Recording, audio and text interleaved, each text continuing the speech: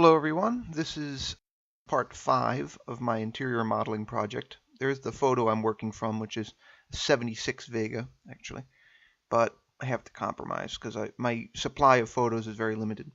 So I first of all have to adjust the height of the bell housing toward the back, because if you notice it is lower than the wheel wells. So then the seat, the back seat, which is what I'm starting with, starts as a cube that I scale and move in. So I scale it down and roughly move it into position. Then I subdivide it so that it ends up being 3 pieces. And of course that block there, you can see what I'm going to do. That's going to get deleted and it's going to be replaced by faces for the back of the seat, and the seat of the seat. Is that the best way of saying it? Not sure. But I'm going to stretch it into place so that its proportions are closer to the final proportions here.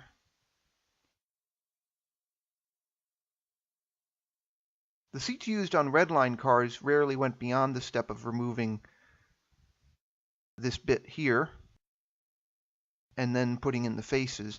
I'm going to go with a higher standard. I'm not going to just do like these blocky seats. It hardly seems worth it if I'm going to be doing an interior model for a particular car. It might as well be semi-realistic. But as I already insinuated, the dimensions of this are guessed, and they're not going to be accurate. It's in line with the rest of this project that the interior model is not properly to scale. It's only really for looks. Shouldn't be considered a mechanical drawing or anything resembling it. Although an upside is that because the bottom part of the model, that tray there, is to scale, in the future, if I ever acquire drawings, I can correct all of this, and it won't be all that difficult to fix, actually. So anyway, you can see I'm slanting this part of the model to fit it into the wheel well there, because otherwise it's going to stick out regardless of what I do. So I'm going to fill this in, and then I'm going to push all those vertices forward out of the wheel well.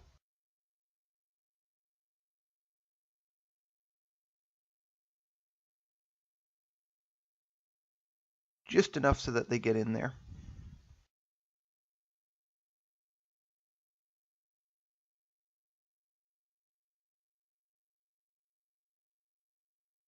Now, as I said previously, the console has to be rescaled to fit the seats, because I knew when I made it that it was not going to be placed in a way which would give me the best space for the seats, but it was very hard to tell in advance exactly how I would have to rescale it. So I put in the back seat first as a reference point, which by itself is a construct because I don't know really what the dimensions are. I'm eyeing it essentially. But I know that, judging from the photographs, this has to be pushed forward a bit for footroom, because even though the Vega was a small car by the standards of 1971 in America, they wanted it to be practical, so they didn't build it like a Toyota or Honda. There had to be some semblance of interior room.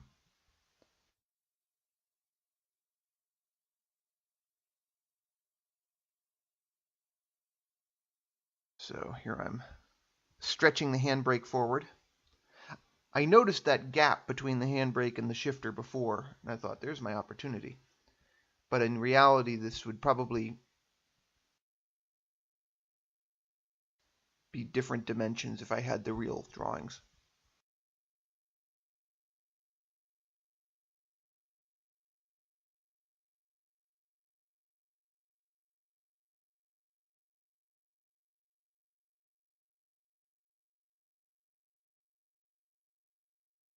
I think that once I complete these models, or the overall modeling project, I will put out a call on YouTube for anyone who has accurate drawings of the Vega interior or accurate measurements so that I can clean all of this up. Because as I said, once I have the basic model, rescaling it shouldn't be so hard. So here I'm subdividing the back seat. And the reason for this is, if you remember from the photograph, the center part is missing from the real thing to fit the bell housing because they're trying to cram everything into this relatively small car. Or the bottom part, you know, the seat part. So you wouldn't actually sit in the middle of a back seat on a Vega like you would on an Impala or most of the big cars of that era. But for some reason they left the seat back in. I'm not really sure what the reasoning for that was. Maybe structural rigidity, maybe. Or looks, maybe.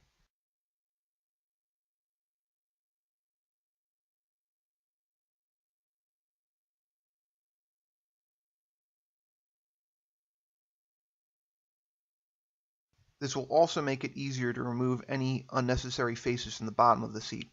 That's going to be a step later on when I do the UV mapping, is that a lot of faces that are not visible in any practical situation will have to be removed because it makes the UV map way too complicated.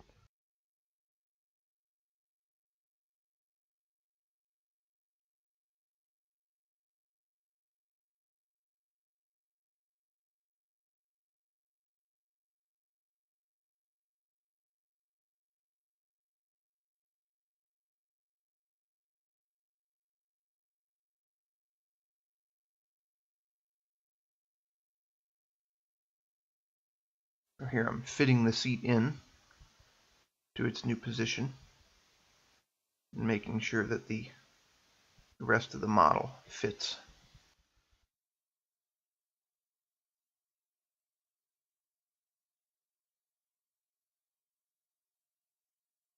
Now I'll start the task of removing those bottom faces.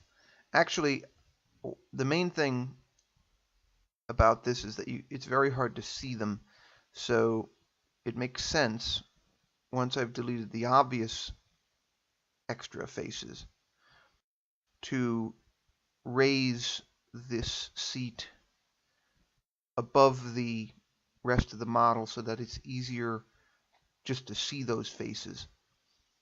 So from this vantage point, it's much easier to see those faces and remove them without removing stuff I don't want to remove.